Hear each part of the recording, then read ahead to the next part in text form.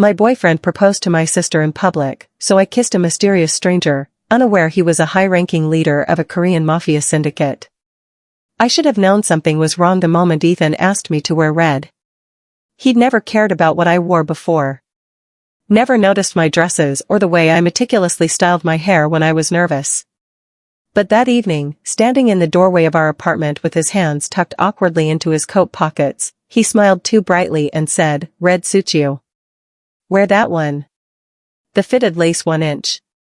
The one he once said made me look too noticeable for a waitress." I laughed it off. I didn't want to be suspicious. I'd waited 3 years for this man to choose me fully, 3 years of shared shifts, shared rent, and shared excuses. 3 years of watching my friends get engaged while Ethan said things like, "We're still building our future, Amara, what's the rush?" So, when he invited me to a high society gala downtown, the kind with crystal chandeliers and champagne spilling like diamonds, I let myself believe. Tonight was finally different. The walk into the ballroom felt endless. My heart thumped in my ears as the doors opened to soft violins, candlelit tables, and a crowd that looked like a promise of a new life. Before I take you back to the moment my life cracked open, I need to ask you for a small favor. Tell me in the comments where you're listening from. Every city, every country, every quiet corner matters to me, because this story lived in silence for a long time, and I want to know how far my voice finally reaches. If stories about betrayal behind closed doors, hidden truths, and strength born from heartbreak resonate with you, please like this video and subscribe. Your support keeps stories like this alive, and it reminds me that I'm not telling it alone. What I'm about to share isn't something I ever imagined happening to me. It didn't begin in danger or drama. It began at home, where trust was supposed to be safe. This is a story about love that wasn't what it claimed to be, loyalty that was traded away, and the kind of evil that doesn't arrive loudly, but smiles, waits, and strikes when you least expect it. Now that you're here, let me tell you how it all truly began. Ethan held my hand. His palm was damp. "You okay?" I asked. "Yeah," he said too quickly, just excited. We were guided toward the center stage. The stage? The one perfectly positioned beneath the hanging fairy lights. I laughed, breathless. "Ethan, what is all this?" He smiled but didn't answer. Instead, he glanced toward the entrance. I followed his gaze. That's when I saw Vanessa. My sister walked in wearing ivory. Not cream, not beige. Ivory, the same shade she once said she'd wear when the love of my life finally proposes. She froze when she saw us, or maybe when she saw him. Her hand flew to her mouth. Tears filled her eyes instantly. I felt a strange tightening in my chest. "Did you invite Vanessa?" I asked, forcing a smile. "You know she hates being the center of attention." Ethan squeezed my hand once. Before I could say anything else, he stood up. The music softened. People turned. I stood too, confused, laughter bubbling out of me as my mind scrambled to catch up with the betrayal unfolding in the spotlight. The air inside the Sapphire Lounge was pressurized, a heavy, velvet atmosphere that smelled of expensive gin and the sour, rhythmic decay of broken promises. I stood at the edge of the bar, my fingers clutching a glass of soda water like it was a life preserver. Behind me, the gala was a theater of dangerous honesty where the elite of Seoul played at being gods. I could still hear Ethan's laugh, a sharp, clinical sound that had once been my anchor and was now the knife he used to excise me from his life. "She's just the help now, isn't she?" I heard a voice whisper from the cluster of socialites near the fountain. Poor Amara. From the bridal suite to the service entrance in a single fiscal quarter. The humiliation was a physical weight, a rhythmic thumping in my temples that made the room tilt. I needed to disappear. I needed to be a variable that no longer fit their equation. I turned toward the shadowed corner of the bar, where the blue light of the shelving cast long, clinical reflections across the obsidian surface. There he was. He sat alone, a silhouette of charcoal wool and absolute, unhurried poise.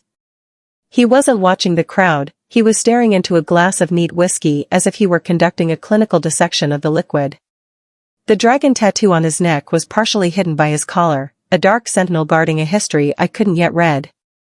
He was the only person in the room who wasn't performative, and in my desperation, he was the only exit I could see. I didn't think. I didn't calculate the anatomy of the strike. I simply moved. The silk of my dress, a remnant of a life that was currently being liquidated, hissed against the floor. I reached him in 3 rhythmic strides. He didn't look up, but I felt the atmospheric pressure change. The air around him was colder, sharper, tasting of cedar and high-stakes finality. "I need you to be my excuse," I whispered, my voice a jagged shadow of its former self. Before he could respond, before the Mafia boss could even register the intrusion into his sovereign silence, I leaned in. I took his face in my hands, fingers trembling against the hard, unyielding line of his jaw, and pressed my lips to his. The taste of him was a shockwave. It wasn't the shallow, polished taste of the men I had known. It was dark, a blend of peat, smoke, and a metallic tang of ozone that suggested a storm was already brewing. It was a kiss of desperate utility, a quiet resilience turned into a frantic plea. For a second, he was as still as a statue of granite, his breath hitching in a rhythmic, predatory pause. Then, the world shifted. His hand, encased in a leather glove that felt like a secondary skin, rose to the back of my neck. He didn't push me away. He anchored me. His grip was iron, a grounded wire for the lightning of my panic. He took the kiss and turned it into a clinical interrogation, his tongue tracing the line of my teeth with a terrifying, unhurried grace. I felt the eyes of the ballroom land on us. I heard the rhythmic, collective gasp of the socialites, the sound of Ethan's laughter dying a sudden, clinical death. I had done it. I was no longer the untouchable maid. I was the variable that had just collided with the most dangerous person in the room. He pulled back just an inch, his gaze conducting a clinical dissection of my soul. His eyes were a void of intent, dark and serious, reflecting the dangerous honesty of a man who had seen the bottom of the deep water and decided to stay there. "That was an expensive choice, Amara Collins," he murmured. His voice was a low vibration, a frequency that seemed to travel through my marrow. "You know my name?" I gasped, the air in my lungs suddenly feeling like a vacuum. "I know the names of everyone who owes a debt in this city," he replied, his thumb grazing my lower lip with a tenderness that felt like a threat. "And you just signed a contract you aren't prepared to read." Behind us, the security detail began to move, their charcoal suits a rhythmic blur of movement. But he didn't flinch. He didn't even look at them. He kept his focus on me, his presence a beautiful prison that blocked out the rest of the world. I realized then that I hadn't found an exit. I had found the architect of the shadows. "Who are you?" I whispered, my heart performing a violent, rhythmic staccato against my ribs. "I'm the person who's going to help you burn the Caldwells to the ground," he said, standing up and towering over me, a wall of charcoal wool and lethal poise. "But first, you're going to tell me where your father hid the ledger." The shallow end was gone. As he led me away from the bar, his hand a heavy, protective weight on the small of my back, I realized that the stranger's taste was just the beginning of the reckoning. I was no longer hiding from the humiliation. I was stepping into the war. The silence following the kiss was not the absence of sound, but a pressurized vacuum that seemed to draw the oxygen from the sapphire lounge. I stood paralyzed, the taste of peat and smoke still a vivid, rhythmic pulse against my lips, while the stranger, the man I now knew as a predator of the highest order, remained a wall of charcoal wool at my back. His hand, heavy and proprietary on my waist, felt like the closing of a cell door, yet it was the only thing keeping me upright as the room's social architecture collapsed. Across the polished obsidian of the floor, the rhythmic clicking of heels announced the arrival of the reckoning. Ethan approached, his face a mask of sallow disbelief, flanked by Vanessa. Vanessa, the woman who had replaced me in the Caldwell ledgers before the ink on my father's death certificate was even dry, wore a smile that was a jagged, clinical violation of the evening's supposed grace. "Amara," Ethan began, his voice a sharp, rhythmic rattle that lacked the billionaire armor he usually wore in the boardroom. "What is this performance? Have you lost the last of your dignity? To throw yourself at a stranger in the middle of a gala, it's a social suicide. Even for a maid." Vanessa let out a jagged, brittle laugh, her eyes conducting a clinical dissection of my ruined dress. "She's desperate, Ethan. When the shallow end dries up, the bottom feeders start reaching for whatever anchor they can find. Though I doubt this man realizes he's picking up a liability. I felt the quiet resilience I had cultivated in the basements of the artisan district beginning to fray. I opened my mouth to defend the wreckage of my name, but the air around me shifted. The atmospheric pressure dropped, cooled by the dangerous honesty of the man standing behind me. Kang Dae-sung did not move quickly. He didn't need to. He simply turned his head, his gaze locking onto Ethan with a lethal void of intent that made the younger man stumble back a half step. The dragon tattoo on Dae-sung's neck seemed to pulse under the blue accent lights of the bar, a sentinel that had finally been provoked. "Liability is a term for the weak, Mr. Caldwell," Dae-sung said. His voice was a low vibration, a frequency that seemed to travel through the marrow of everyone within hearing distance. It was the sound of a closing vault. "And your definition of dignity is as shallow as your family's credit rating." Ethan's eyes widened, a rhythmic, frantic blinking taking hold. "Do you know who I am?" "The Caldwell-Lee merger is." "The Caldwell-Lee merger is a ghost," Dae-sung interrupted, his voice dropping into a register of absolute, terrifying authority. "It is a structure built on the stolen data of a dead man, supported by the hubris of a son who cannot read his own balance sheets. You aren't standing in a position of power, Ethan. You are standing in the path of a reckoning." Vanessa stepped forward, her billionaire armor still intact, though her voice lacked its earlier bite. "And who are you to speak to the Caldwell heir this way? This is a private event. Security should have vetted the guests more carefully." Dae-sung finally stepped away from the bar, his height a wall of charcoal wool that seemed to dwarf the room. He didn't look at Vanessa, he looked through her, as if she were a variable that had already been solved and discarded. "I am the man who holds the primary notes on your father's shipping lanes," Dae-sung murmured, his thumb grazing the dark diamonds in my ears with a tenderness that felt like a death knell for my enemies. "And I am the man who has just decided that Amara Collins is no longer a variable you are permitted to touch." He turned his focus back to Ethan, his posture possessing a terrifying, unhurried poise. "The next time you refer to her as the help, make sure you have already cleared your desk. Because the moment I leave this room, I am going to begin the systematic dismantling of everything you think you own."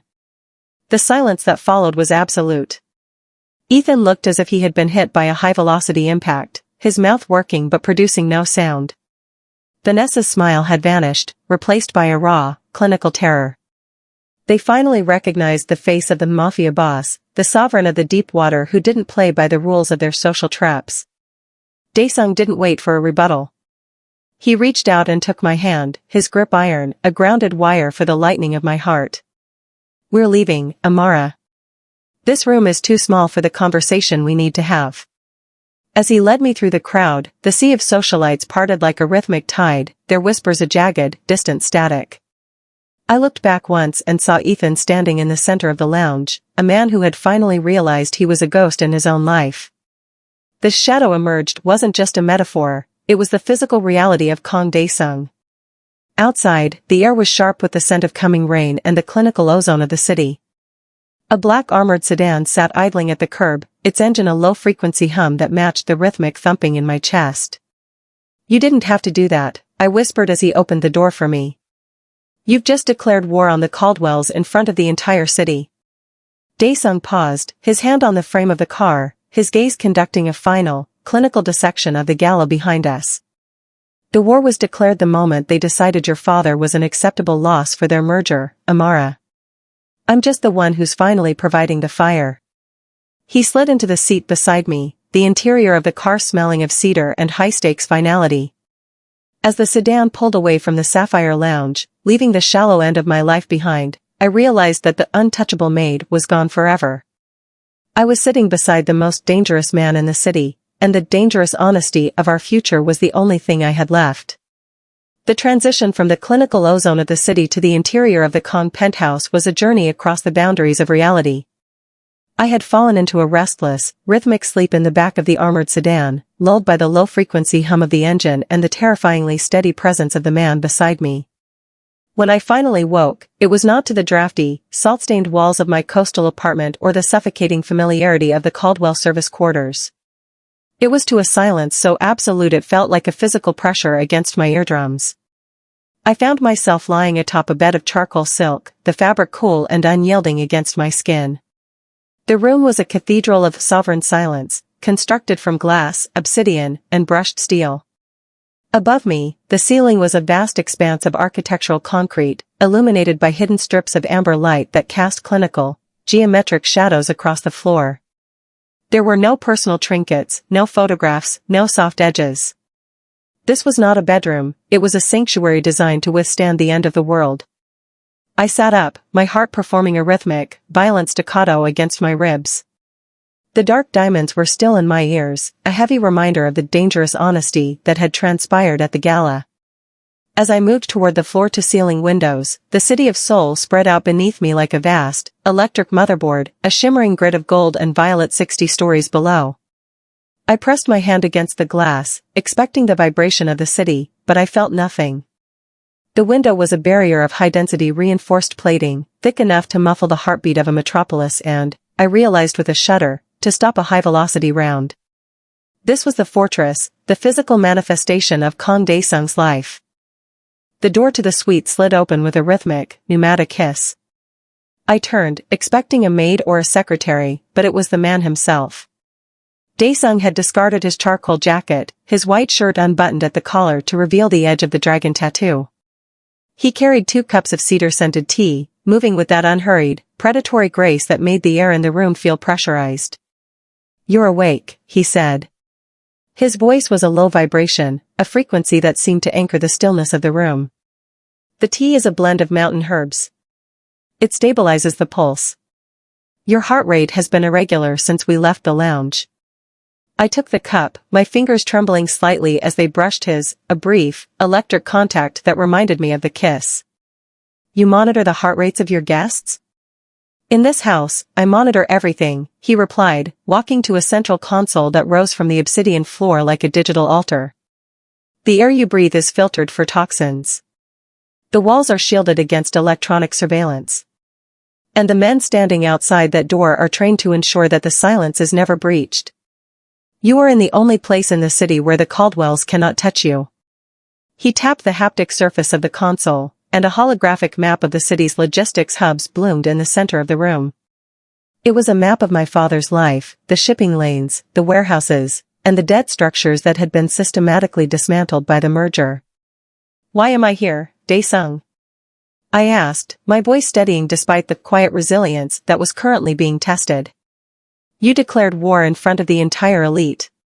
You brought a variable into your fortress that you barely know." Dae-sung turned his focus from the holographic map to me, his gaze conducting a clinical dissection of my resolve. "I didn't bring a variable into this house, Amara. I brought the architect. I spent 4 years watching my father and yours build a legacy of dangerous honesty. I know that your father didn't just leave a ledger of debts. He left a kill switch for the entire Caldwell infrastructure. And I believe you are the only one who knows the sequence." He walked toward me, his height a wall of charcoal and cedar that blocked out the city lights. He stopped exactly 3 feet away, respecting the boundary of my space while simultaneously overwhelming it. "The kiss at the bar was a tactical diversion for you," he murmured, his thumb grazing the dark diamonds in my ears. "But for me, it was a confirmation. You don't taste like a maid who has accepted her erasure. You taste like a woman who is waiting for the right moment to strike. I've given you the fortress. Now, I want you to give me the ledger." The silence that followed was absolute. I looked into his eyes, those voids of intent that had seen the bottom of the deep water, and realized that the untouchable maid was truly gone.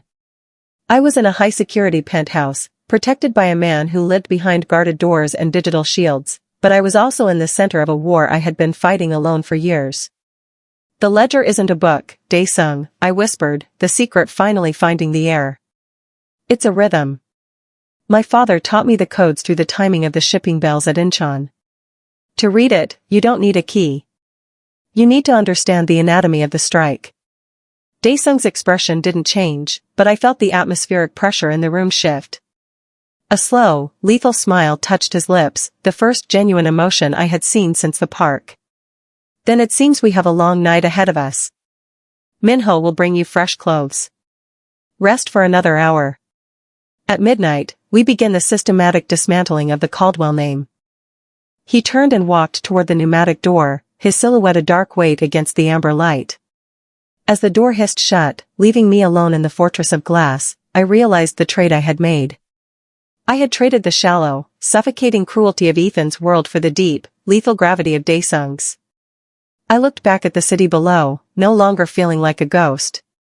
I was a sovereign in training, standing 60 stories above the reach of my enemies, protected by a man who had turned his life into a bunker just to keep the world out. The fortress was my home now, and as the rhythmic hum of the servers pulsed through the floor, I knew that the reckoning had finally begun. The transition from the clinical silence of the Kong fortress to the rhythmic hum of the armored sedan was a descent back into the world of variables. We had spent the morning mapping the first sequence of the Caldwell erasure, my father's rhythmic codes translating into a digital pulse that was already beginning to throb against Ethan's offshore assets. But as we sat in the rear of the vehicle, the city of Seoul blurred past the reinforced glass like a neon ghost, and the atmosphere inside the cabin was heavy with a dangerous honesty that no digital shield could muffle. Daesung sat beside me, his charcoal jacket buttoned, his hands resting on his knees with a terrifying, unhurried poise. He hadn't spoken since we left the penthouse, but the air around him felt pressurized, tasting of cedar and the ozone that precedes a storm. I looked at the dark diamonds in my ears, reflected in the obsidian trim of the door, and realized that I was no longer a maid or a majority stakeholder. I was a target. The shipping lanes at Incheon are experiencing a rhythmic delay, Daesung murmured, his voice a low vibration that seemed to anchor the car's motion. It's a sign, Amara. When the infrastructure stutters, it means the scavengers are testing the perimeter. The Caldwells are desperate, and a desperate man doesn't use a ledger. He uses lead. Before I could respond, the world shifted from a clinical exercise into a violent reality. The sound of gunfire was not the cinematic explosion I had imagined, it was a rhythmic, metallic staccato, the sound of high-velocity rounds slamming into the reinforced plating of the sedan. The first impact was a bone-jarring thud that made the car lurch, the tires shrieking against the asphalt in a desperate, protesting rhythm. Get down. Daesung's voice was not a shout, it was a command of absolute, lethal authority. He didn't wait for me to move. His hand, encased in the leather glove that felt like a secondary skin, found the back of my neck and forced me toward the floorboards. His body became a wall of charcoal wool, shielding me from the glass that began to spiderweb into 1,000 jagged, clinical fractures. The car veered sharply, the centrifugal force pinning me against the seat as the driver, a man I knew only as a shadow in a suit, executed a frantic, high-speed evasive pattern. Minho, status. Daesung barked into the comms, his other hand reaching into the small of his back. The sound of his weapon clearing the holster was a sharp, mechanical click that felt like the final period on my old life.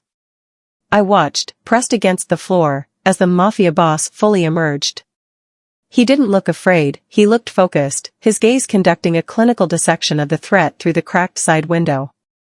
Another volley of gunfire erupted, a rhythmic tearing sound as a black SUV surged alongside us, its occupants leaning out with suppressed submachine guns. I saw the muzzle flashes, blinding, rhythmic bursts of orange that illuminated the cabin in jagged intervals. Daesung didn't hesitate. He rolled the window down just an inch, enough for the cold, salt-tinged air of the city to rush in, and returned fire. His shots were not frantic, they were a measured, lethal rhythm. Each crack of his handgun was a final verdict. I saw the SUV's windshield shatter, saw the driver slump over, and then the vehicle veered wildly, colliding with a concrete pylon in a symphony of twisted metal and high-frequency screeching. Amara, stay still, he whispered, his voice dropping into a register that made the floorboards vibrate. The sedan swerved into a narrow alleyway, the walls of the artisan district closing in like a beautiful prison. The secondary escort vehicles, black shadows that had appeared out of the mist, swarmed the remaining attackers, the sound of gunfire fading into a distant, rhythmic popping. When the car finally came to a rhythmic, pulsating halt in a secure underground garage, the silence that followed was more violent than the ambush. Daesung remained in his defensive posture for a full minute, his chest rising and falling in a slow, controlled cycle. The scent of gunpowder and ozone filled the cabin, a sharp violation of the cedar-scented peace we had shared in the penthouse.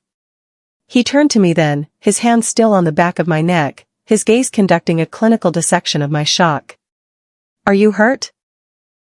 No," I gasped, the air in my lungs finally beginning to circulate. My quiet resilience was a shattered thing, replaced by the raw, electric realization of the world I now inhabited. "You killed them."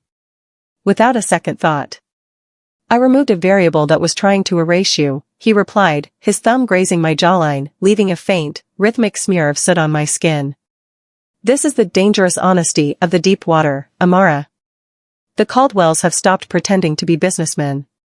Now, they are just predators. And in this world, the only way to protect the legacy is to ensure the predator doesn't survive the strike." He helped me up, his grip iron, a grounded wire for the lightning of my heart. As I stepped out of the bullet-scarred car and into the clinical light of the garage, I realized that the fortress was not just a building. It was a state of being. The sound of gunfire had ended the last of my illusions. I wasn't just a partner in a digital strike, I was a participant in a blood feud. Daesung walked beside me, his silhouette a dark, unyielding weight against the concrete. He didn't offer an apology for the violence, he offered the absolute, unyielding protection of a man who lived behind guarded doors.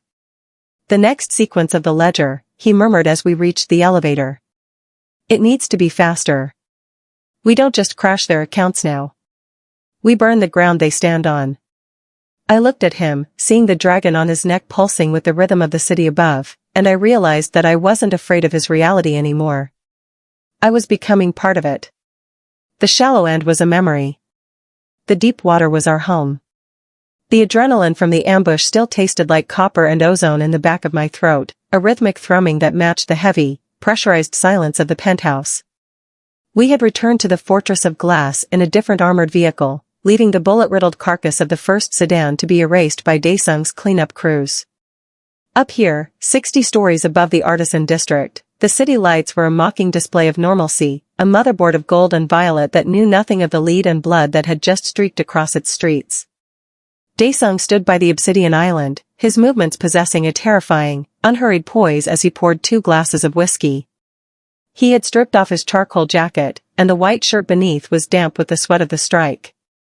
The dragon on his neck seemed more prominent in the dim light, a sentinel that had finally drawn blood. He didn't look at me as he spoke, but his voice was a low vibration that seemed to anchor the very air in the room. "You're shaking, Amara," he noted. It wasn't a criticism, it was a clinical observation. "I've spent 3 years worrying about rent and the timing of the Caldwell's dinner service," I replied, my voice a jagged shadow of its former self. "I haven't spent much time worrying about high-velocity rounds." "You didn't just remove a variable back there, Daesung. You executed people. In the middle of the city." He finally turned, the glass in his hand reflecting the clinical glow of the server racks. He walked toward me, stopping just at the edge of my personal space, a wall of cedar, smoke, and dangerous honesty. "The city is a theater," he murmured, his gaze conducting a clinical dissection of my fear. "The Caldwells play at being businessmen, and the board plays at being gods. But there is a sublayer to the infrastructure, the deep water where the actual trade happens. I don't just monitor this city, Amara. I rule the currents that keep it afloat." He set the glass down on the marble and stepped closer, his thumb grazing the dark diamonds in my ears. The touch was electric, a grounded wire in the aftermath of the storm. "I am the chairman of the Kong Group to those who need to see a suit," he said, his voice dropping into a register that made the glass walls vibrate. "But I am the head of the Kong syndicate to those who understand the language of lead. I am the Mafia, Amara. My father didn't just leave a legacy of honesty. He left a machine of absolute, unyielding consequence." The revelation didn't hit me with the shock of a surprise, it hit me with the weight of a truth I had been refusing to read. I looked at the dragon on his neck, recognizing it now as the sigil of the most feared crime family in the country. The fortress wasn't a home, it was a command center. The men outside weren't just security, they were soldiers. "So the ledger," I whispered, the air in my lungs feeling like a vacuum. "My father wasn't just an accountant. He was the vault keeper for a criminal empire." "He was the only man who could balance the blood and the binary," Daesung replied. "And when the Caldwells liquidated him, they didn't just steal money. They stole the structural integrity of the syndicate. They thought they could take the assets without the history. They were wrong. He walked to the floor-to-ceiling windows, looking down at the city he ruled. The ambush today was just the beginning. The Caldwells have realized that you are the key to the kill switch. They won't stop until you are erased or returned to their service. I can offer you the protection of the Kong name, but it comes with a price. You won't be a maid, and you won't be a civilian. You will be a participant in the deep water. I felt the quiet resilience of my old life struggling against the dangerous honesty of his. I thought of the basements in the artisan district, the constant, low-grade terror of being found by Vanessa, and the vulnerability of being a woman with a target on her back and no shield to hold. Then I looked at Daesung, a man who lived behind reinforced glass and digital shields, a man who had killed to keep me breathing. You're giving me a choice, I said, stepping toward him. The only one that matters, he murmured, turning to face me. You can take the settlement I've prepared, a new identity, a house in Singapore, and enough capital to ensure you never have to scrub a floor again. You'll be safe, but you'll be a ghost. Or, you stay. You finish the ledger. You help me burn the Caldwells, and you take your place beside me in the syndicate. I looked at the obsidian floor, then back at his dark, serious eyes. The shallow end of my life was gone. There was no going back to the untouchable maid. The moment I had kissed him at the bar, I had crossed a line that couldn't be unwritten. If I stay, I asked, will I be a prisoner in this fortress? Daesung's expression softened, a slow, lethal tenderness appearing in the corners of his eyes. He reached out and tangled his fingers in my hair, pulling me into the hollow of his chest. The scent of him, high-stakes finality and cedar, enveloped me.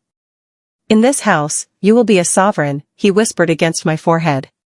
The Caldwells wanted to turn you into a servant.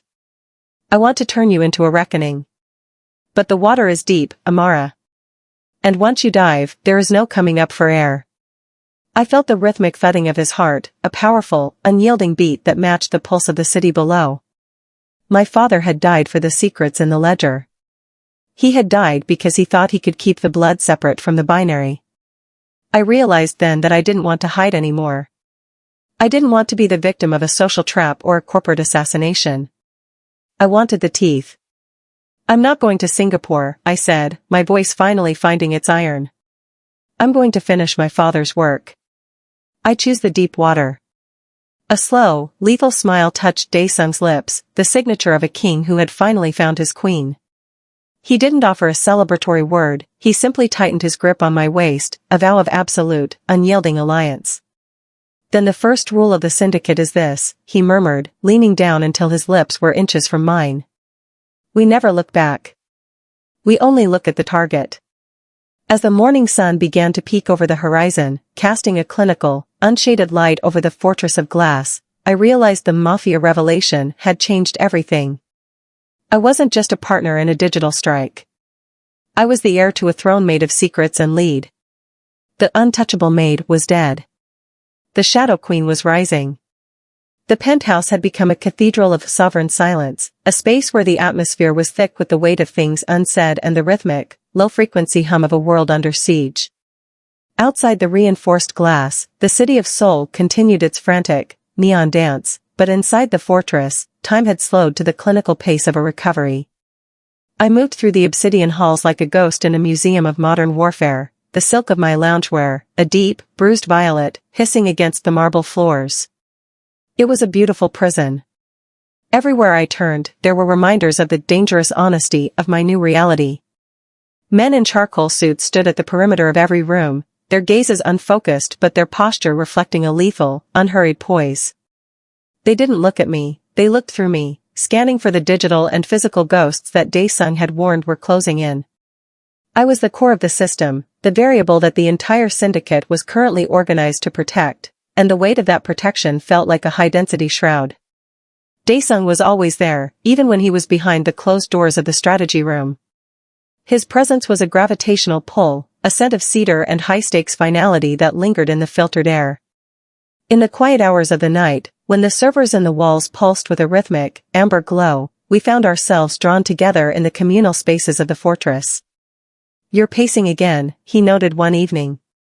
He was sitting at the obsidian island, a single lamp casting long, geometric shadows across his face.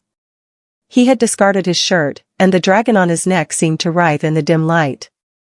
He was cleaning a small, silver-plated handgun with a precision that was almost meditative. "It's the quiet," I replied, leaning against the cold marble. In the artisan district, I could hear the city breathing. Here, I can only hear the guards breathing. It's like being inside a vacuum. In a vacuum, there is no friction, Daesung murmured, his gaze conducting a clinical dissection of the weapon's internal mechanisms. And without friction, you can see the threats before they reach the glass. The Caldwells have put a bounty on the ledger, Amara. To the world, you are a missing person. To the deep water, you are the only currency that matters. He set the weapon down and looked at me, his eyes reflecting a raw, quiet intimacy that I hadn't expected from a man who ruled with lead. He didn't move toward me, but the space between us felt pressurized, as if the air itself were trying to force us together. "Are you afraid of the prison?" he asked, his voice a low vibration. "I'm afraid of what happens when the doors finally open," I whispered. "You built a world where I'm a sovereign, but I'm still standing behind your shield. My father's ledger is half finished, Daesung. The rhythmic codes are stalling." He stood up then, his height a wall of charcoal shadows and dangerous honesty. He walked toward me, stopping exactly 3 feet away, the boundary he always respected until I chose to break it. He reached out and took my hand, his grip iron but surprisingly gentle. He guided my fingers to the dragon on his neck, the skin there warm and pulsing with a rhythmic, human heat. "The shield isn't just for you, Amara," he said, his voice dropping into a register that made the glass walls vibrate. "It's for me. For the first time in 30 years, there is something inside this fortress that isn't a weapon or a contract. You are the only part of my life that isn't a trade." The intimacy was terrifying. In the basements of the artisan district, I had learned to be self-contained, to survive the shallow end by making myself invisible. But under Daesung's gaze, I was seen with a clinical, unshaded clarity. He wasn't just shielding me from his enemies, he was shielding me from the erasure I had accepted as my fate. We spent the following days in a state of suspended reality. He taught me the anatomy of a strike, showing me how to move with the same unhurried poise as his enforcers. We sat for hours in front of the server racks, my father's rhythmic codes finally beginning to sync with the syndicate's binary. He listened as I hummed the timing of the shipping bells at Incheon, his fingers ghost-tapping against the console as he translated the sound into a digital execution. One afternoon, while the rain hammered against the glass in a rhythmic, desperate assault, he found me in the library. I was looking at a map of the city, my finger tracing the route to my father's old warehouse. "You're thinking about the exit again," he said, appearing in the doorway. "I'm thinking about the debt," I corrected. "The Caldwells still think they own the silence. I want to show them the sound of the reckoning." Daesung walked to me and pulled me into the hollow of his chest. The scent of him, cedar and the ozone of a coming storm, enveloped me. I felt the rhythmic thudding of his heart against my back, a powerful, unyielding beat that matched my own. We were two broken things that had found a way to fit together in the dark, a majority stakeholder and a mafia boss building a kingdom from the wreckage of their pasts. "The reckoning is coming, Amara," he whispered against my hair. "But until the ledger is balanced, this prison is the only place where you can be a queen. Stay behind the glass a little longer. Let me be the monster so you can be the architect." I turned in his arms, looking up into his dark, serious eyes. The quiet resilience of my old life was gone, replaced by a fierce, desperate loyalty to the man who lived behind guarded doors.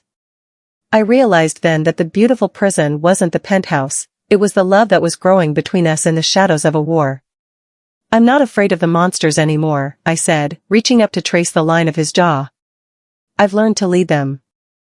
A slow, lethal smile touched his lips, the signature of a king who had finally found his equal. He leaned down, his lips meeting mine in a kiss that tasted of cedar, whiskey, and the dangerous honesty of our shared future.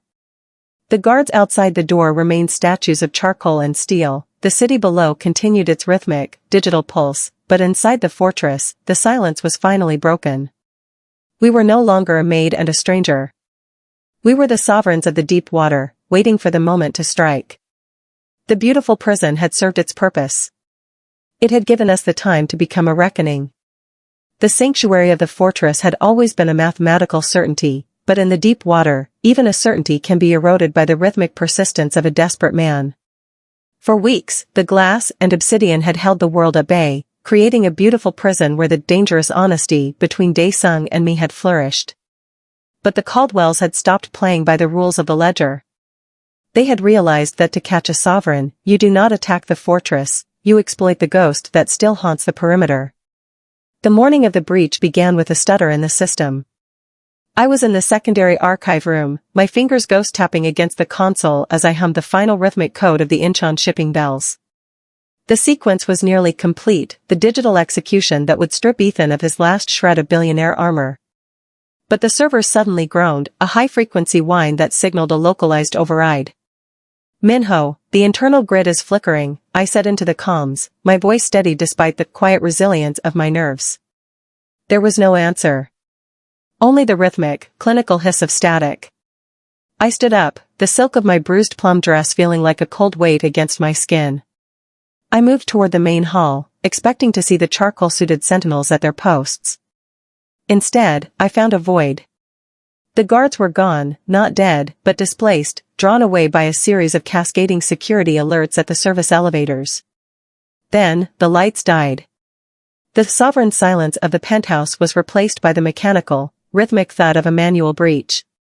I backed toward the strategy room, my hand reaching for the small, silver blade Dae-sung had taught me to hide.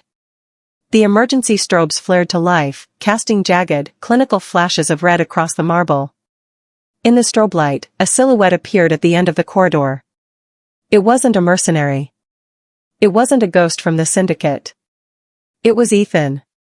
He looked unraveled. His suit was wrinkled, his face a sallow map of ruined pride and chemical desperation.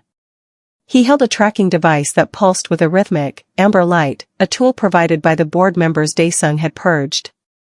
You thought you could just erase us, Amara? Ethan rasped, his voice a jagged shadow of its former boardroom authority. You thought you could crawl into the bed of a monster and pretend the debt was paid? Ethan, leave now, I said, my voice dropping into a register of dangerous honesty. Dae-sung will not just excise you.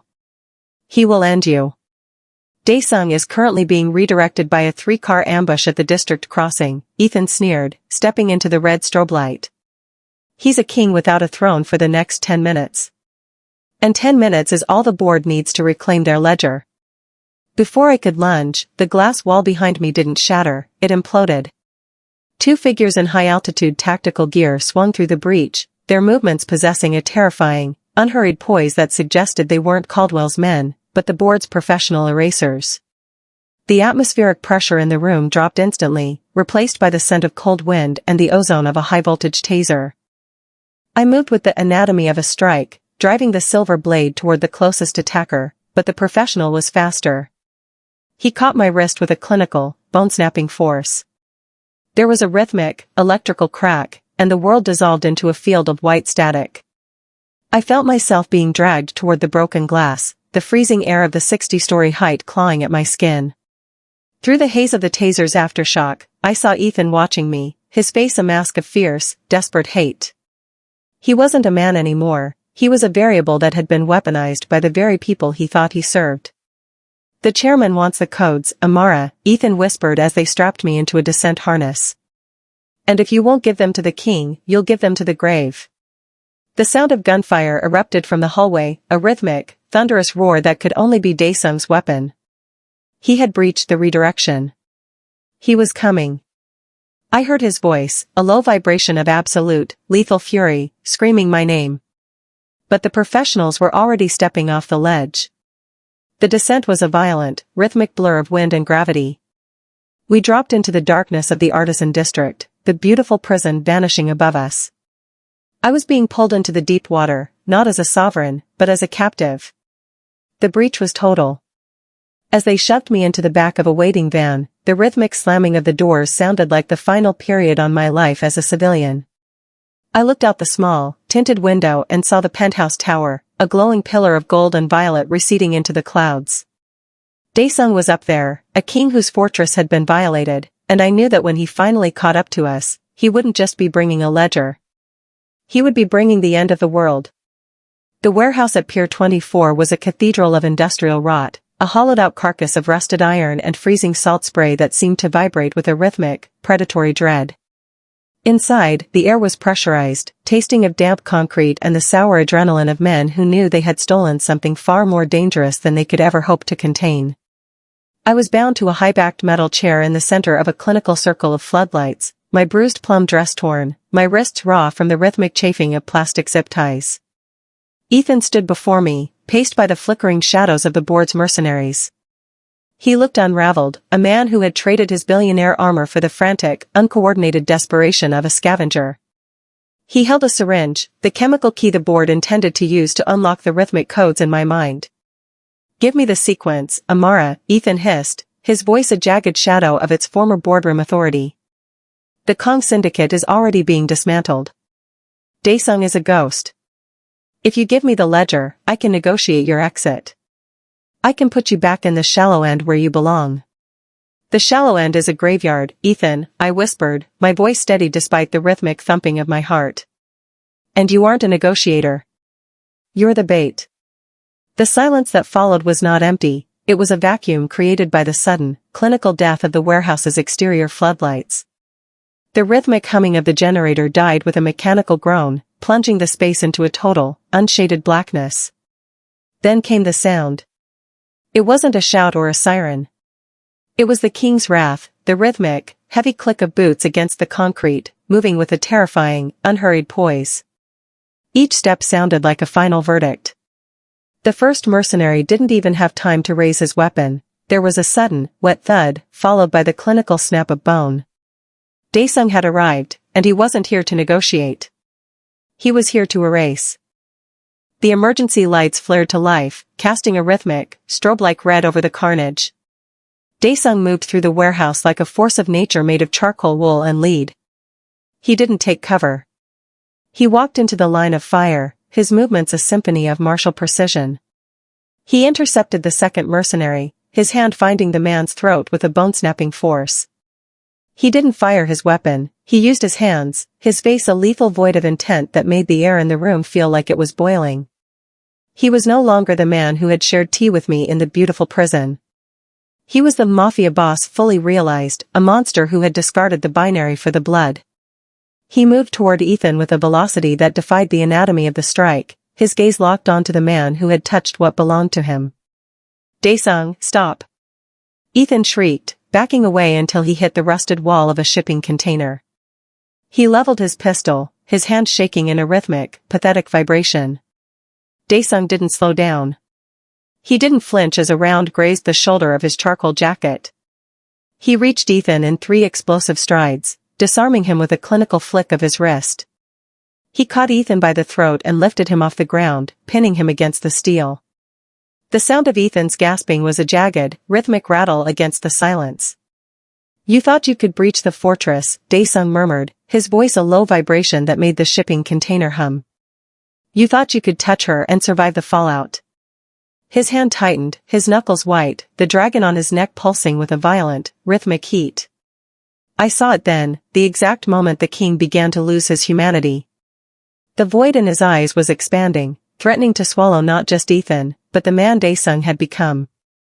He wasn't just going to kill Ethan, he was going to become the very thing the board wanted him to be, an unthinking, unfeeling machine of absolute consequence.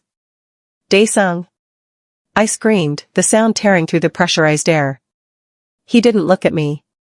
His focus was a lethal, unshaded line directed at Ethan's fading pulse. "Daesung, look at me." I struggled against the zip ties, the plastic biting into my skin until I felt the warm, rhythmic drip of blood. "If you do this, there is no coming back to the fortress. You're letting them win. You're letting them turn you into a ghost." The hand at Ethan's throat hesitated. The rhythmic drumming of the rain against the warehouse roof seemed to slow.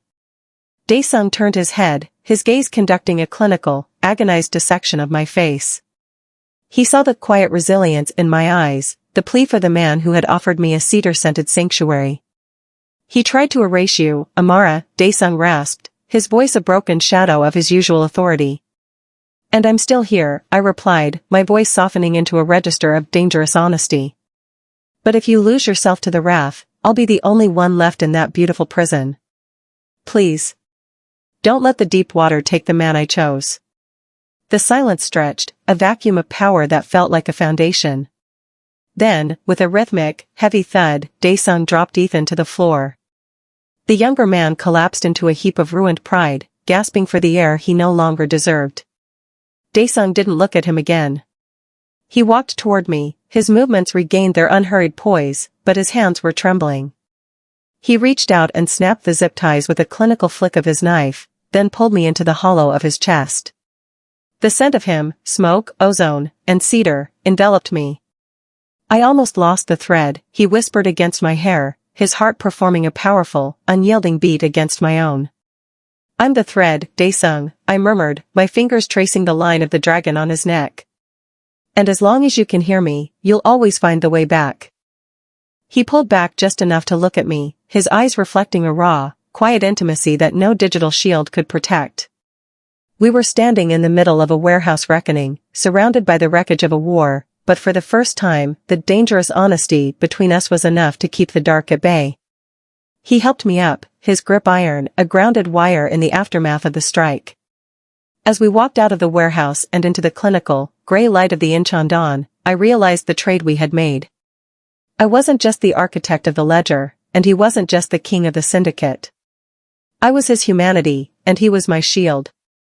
The board was still out there, and the deep water was still waiting, but as the black sedan pulled away from the pier, leaving the shallow end of our lives behind, I knew that the king's wrath had been tempered by the queen's resilience. The morning air over Seoul was a sheet of cold, unshaded glass, reflecting a city that had been fundamentally rewritten in the dark hours of the Incheon dawn. We stood on the high-altitude observation deck of the Kong Tower, a space of sovereign silence that felt detached from the rhythmic churning of the world below. The warehouse reckoning was over, but the atmosphere remained pressurized, a heavy, velvet silence that tasted of salt and the ozone of a dying storm. Ethan stood near the perimeter railing, his silhouette a jagged, broken thing against the rising sun. He had been stripped of his billionaire armor, his charcoal suit torn and stained with the industrial rot of Pier 24. Daesung had brought him here not for execution, but for a final accounting. The Mafia boss stood several paces back, a wall of charcoal wool and lethal poise, his hand resting on the hilt of a silver-plated knife he had used to cut my bindings. He wasn't participating in the conversation, he was the anchor, the grounded wire for the dangerous honesty that was about to be voiced. Amara, please, Ethan began, his voice a sallow, rhythmic rattle that lacked even a shadow of his former authority. He stepped toward me, his hands trembling in a frantic, uncoordinated plea. The board, they manipulated me. They told me the ledger was the only way to save the merger, to save our family's legacies. I was desperate. I wasn't thinking about the cost. I wasn't thinking about us. I looked at him, and for the first time in 3 years, I didn't see a sovereign or a fiancé. I saw a variable that had been solved and found wanting. The quiet resilience I had worn as a maid had been forged into a blade of absolute clarity. There was never an US, Ethan, I said, my voice a low, steady vibration that seemed to travel through the stone floor. There was only the ledger and the silence you used to bury my father. You didn't lose your way because of the board. You lost it the moment you decided that my erasure was a necessary business expense. I can fix it, he shrieked, a jagged, desperate sound that punctured the morning quiet. I have the remaining codes. We can take the assets, leave the syndicate behind, and go back to the way things were. I'll make you the head of the foundation. You'll never have to see the deep water again. Just come back to the shallow end with me. I felt the rhythmic thudding of my heart, but it wasn't driven by fear. It was driven by the dangerous honesty of my new reality. I looked at the dark diamonds in my ears, then at the man standing behind me, the monster who had kept his humanity because I asked him to. The shallow end is a graveyard of people who are too afraid to be seen, Ethan, I murmured, stepping closer to him until I could see the raw, clinical terror in his eyes. I'm not a victim you can rescue from the wreckage you created. I'm the architect of the wreckage. I reached into the hidden fold of my bruised plum dress and pulled out a small, encrypted drive, the physical manifestation of my father's final rhythmic code. I've already released the sequence. By the time the markets open, the Caldwell name will be a digital ghost.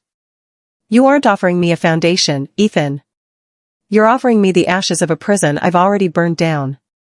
Ethan's face collapsed, the realization hitting him with the force of a high-velocity impact. He looked at the drive, then at the void in my eyes, and he finally understood that the untouchable maid was gone.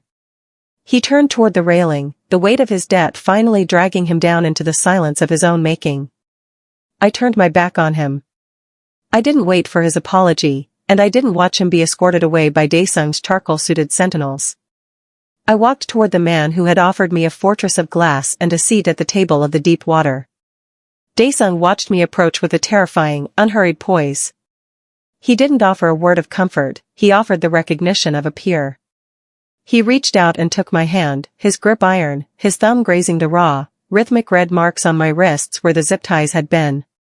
The choice is made, he said, his voice a low rumble that made the air in the room feel anchored. The Caldwells are a memory. But the board will not forgive the erasure. To stand beside me is to invite the storm for the rest of your life. I've spent my life hiding from the storm, Daesung, I replied, leaning into the hollow of his chest.